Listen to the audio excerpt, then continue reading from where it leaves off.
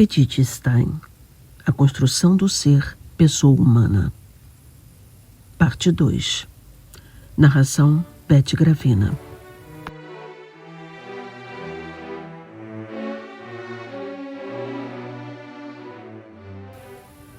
O século XIX é marcado por alguns entrelaçamentos de teorias científicas com ideias filosóficas, abordando especificamente problemáticas como a imagem do homem, a do livre-arbítrio, a imagem do mundo e da própria ideia de verdade.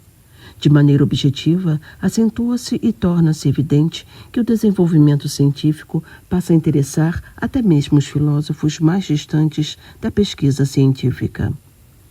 O processo de rigorização e de redução, segundo Reale, 1991, descobrirão antinomias que proporão problemas para os matemáticos do século XX.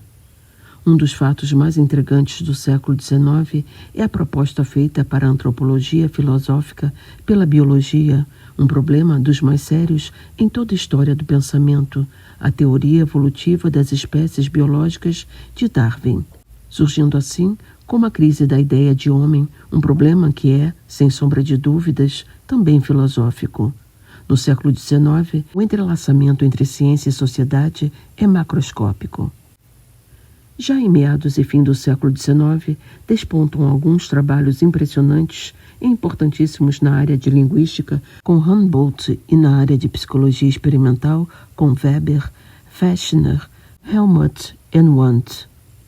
O século XIX experimenta uma profunda crise da razão, mas a filosofia não se estagna e, diante da crise, busca apresentar novas tentativas de reações perante o dogmatismo iluminista ainda vigente.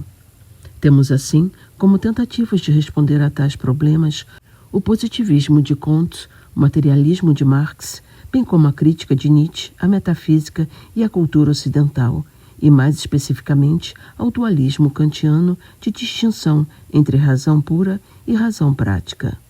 Nietzsche critica a tradição filosófica do Ocidente altamente influenciado pelo platonismo e pelo pensamento judaico-cristão, sendo estes, para ele, os responsáveis pela autoalienação da consciência humana.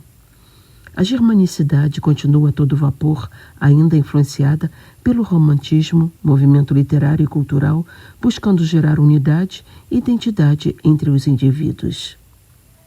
A preocupação com o cultivo do espírito e a educação integral do homem cedeu lugar às exigências do momento, configuradas nos caprichos da moda e nas imposições da opinião pública. Nietzsche tenta, por sua filosofia, resgatar a autenticidade cultural humana, tomando por base o modelo grego em oposição à opinião pública e pensante da época. Ainda nos fins do século XIX, uma outra ciência destaca-se. É a psicologia que, prestigiada, buscava desenvolver explicações nas áreas de teoria do conhecimento e de lógica, fazendo surgir um outro grande filósofo da época, Edmund Husserl. Com sua teoria e movimento, ele vai influenciar fortemente o pensamento e a produção filosófica por longos anos no século XX. Temos como partícipes da escola fenomenológica autores conhecidíssimos como Max Scheler, Martin Heidegger, Karl Jasper e, claro, Edith Stein. Edith Stein é uma das filósofas mais expressivas do século XX, ousada na sua contribuição no processo de desfilamento da pessoa humana. Num período de crise universal, ela vivencia as duas grandes guerras, elabora um projeto libertário e participativo da mulher dentro de uma sociedade altamente excludente, reacionária e exterminadora, o que nos remete à reflexão da atual crise da humanidade, ainda excludente, individualista e exterminadora, demonstrando que a preocupação com a aplicabilidade do processo de empatia, bem como a reflexão acerca da condição humana, são pertinentes. Edith Stein considera imprescindível entrelaçamentos numa análise profunda, os filósofos e a sua contribuição na história da filosofia no processo de construção humana, sendo fundamental a compreensão deste ser humanidade, construída, num primeiro momento, subjetivamente, num entendimento parcial, sem perder de vista o outro, demonstrando a necessidade de relação dos seres para se chegar a uma compreensão mais próxima do total. Assim, Edith Stein trabalha dentro das perspectivas do irracionalismo alemão, contrariando, de certa forma, o enquadramento experiencial e empírico que deseja a filosofia da ciência, acreditando na possibilidade de se alçar voos metafísicos transcendentes. Ela não nega a presença de Deus, apreendendo e projetando o homem para o outro homem.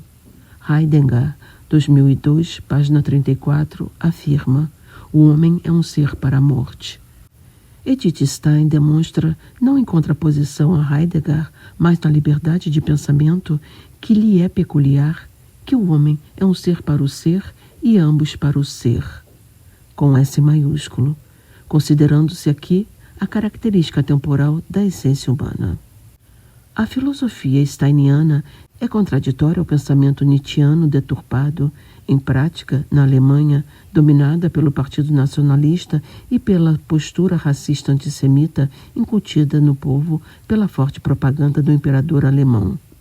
Justamente, é um grito que se levanta num quadro histórico crítico, lamentável, em meio a um processo e necessidade de conscientização da mulher pela liberdade e direitos que possui na sociedade. Foi uma das grandes lutas de Edith Stein, feminista e feminina, bem como na importância do homem, importância que está além da cor de pele e traços físicos, e, posteriormente, na necessidade universal da transcendentalidade deste mesmo homem. O itinerário humano e espiritual de Edith Stein é o itinerário de uma mulher pertencente ao nosso tempo, com a sua experiência pessoal como mulher e com a sua reflexão filosófico-antropológica sobre o ser e a missão da pessoa humana. Continuaremos a leitura na próxima semana. Um abraço a todos. Até lá.